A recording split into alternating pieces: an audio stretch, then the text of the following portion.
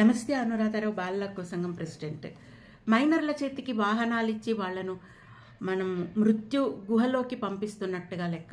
Parents ఎప్పుడైతే అవగాహన కోల్పోతున్నారో, అవగాహన తెచ్చుకోవడం లేదో, పిల్లలను చావు దారికి పంపిస్తున్నట్టు లెక్క. రీసెంట్గా ఒక వీడియో వైరల్ అవుతుంది. 7 సంవత్సరాల 6 సంవత్సరాల బాబు జీపు నడుపుతున్నాడు అంటే ఏ ధైర్యంతో వాళ్ళు, ఎంత ధైర్యం ఉండాలి? దాని ముందు ఎవరైనా అడ్డం వచ్చినా ఆ అబ్బాయి ఏ విధంగా కంట్రోల్ చేస్తాడు? అంత చిన్న పిల్లవాడు వెహికల్ని కంట్రోల్ చేయటానికి ఏ విధంగా సాధ్యమవుతుంది? పేరెంట్స్కి ఆ మాత్రం ఇంగిత జ్ఞానం లేదా? ఎట్లా ఇవ్వగలిగారు? ఈ వీడియో సోషల్ మీడియాలో వైరల్ అవుతుంది.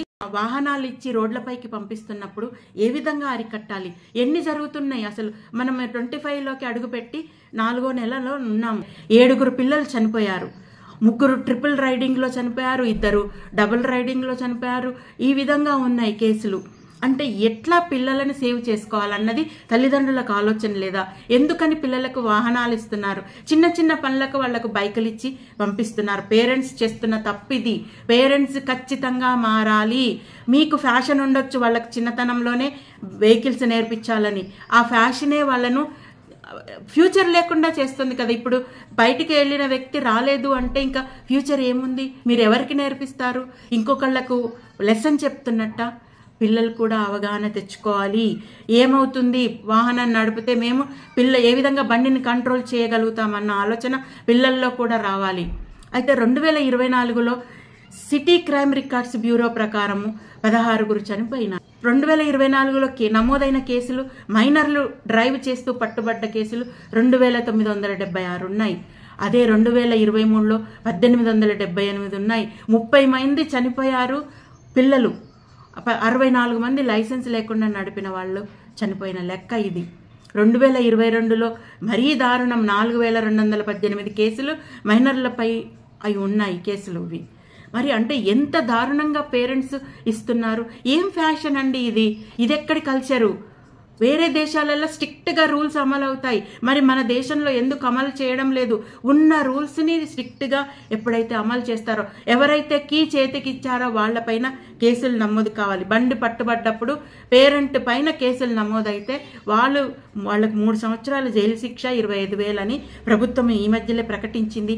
మరి అది ఖచ్చితంగా అమలైనప్పుడు వాళ్లకు అవగాహన ఏర్పడుతుంది. అట్లాగే ఎవరైతే మైనర్లు పట్టుబడతారో వాళ్లకు 25 సంవత్సరాలు వచ్చే వరకు వాళ్ళకి లైసెన్స్ రద్దు అని చెప్పేసి ప్రకటించారు. 5,000 జరిమానా అని ప్రకటించారు. మరి ఇవన్నీ ఎప్పుడు అమలు అయ్యేను? ఉన్నాయి, రోడ్డు డ్రైవింగ్ యాక్ట్లు ఉన్నాయి, అన్ని యాక్ట్లు ఉన్నాయి, అన్ని రివైజ్ చేసినవి ఉన్నాయి, ఇవున్నాయి అవున్నాయి, కానీ ఎక్కడ అమలు కావట్లేదు. అమలు అయితే ఖచ్చితంగా ఇవి ఆపడానికి ప్రయత్నం చేయొచ్చు. తర్వాత పేరెంట్స్కి ముఖ్యంగా అవగాహన కల్పించాల్సిన బాధ్యత ఉంది. పేరెంట్స్ అవగాహన తెచ్చుకోవాలి. ఏంటి, పిల్లల భవిష్యత్తును మీ చేతులారా నాశనం చేస్తారా?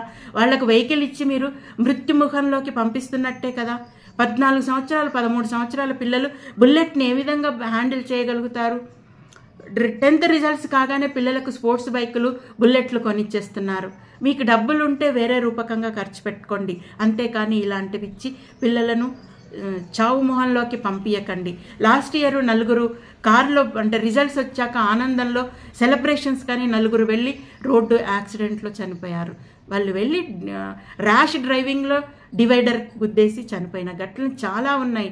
అటు బైక్ పైన ట్రిపుల్ రైడ్లో వెళ్ళి చనిపోయిన ఘటనలు ఉన్నాయి. ఈ విధంగా కారులో వెళ్ళి చనిపోయిన ఘటనలు ఉన్నాయి. ఎట్లా పేరెంట్స్ అవగాహన తెచ్చుకోకపోతే పిల్లలను చంపేసుకుంటారా?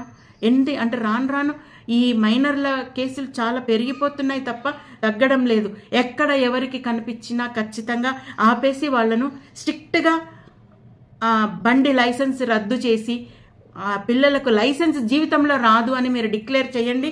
ఏ పిల్లలు వెహికల్ ముట్టుకోవడానికి భయపడతారు. ఎందుకంటే మాకు జీవితంలో లైసెన్స్ లేకపోతే ఏ విధంగా నడుపుతామన్న భయంలో ఉంటారు. లేకపోతే పేరెంట్స్కి మీరు బండి బయటకు తీస్తే మీకు శిక్ష పడుతుంది అన్నది చేయండి, అమలు చేయండి. ఆ బండ్లను సీజ్ చేసి పడేసేయండి. ఇంకా మళ్ళీ వెహికల్స్ వాళ్ళు ఇవ్వటానికి జంకుతారు. కాబట్టి ఖచ్చితంగా ఎప్పుడైతే చట్టాలు అమలు అవుతాయో ఈ ఆపడానికి సాధ్యమవుతుంది. అట్లాగే స్కూల్లో కూడా వాళ్ళకు క్లాస్లో ఒక పాఠ్యాంశంగా ఉంటే ఏ విధంగా రోడ్ యాక్సిడెంట్లు అవుతున్నాయి, ఎట్లాగా పిల్లలకు పేరెంట్స్ ఇస్తున్నారు, ఎట్లా ఆపొచ్చు దీన్ని అన్న పైన ఒక అవగాహన ఉన్నట్లయితే ఖచ్చితంగా పిల్లల్లో కూడా మార్పు వస్తుంది. ఖచ్చితంగా ఆపడానికి ప్రయత్నం చేయొచ్చు. Thank you. Please subscribe to my channel.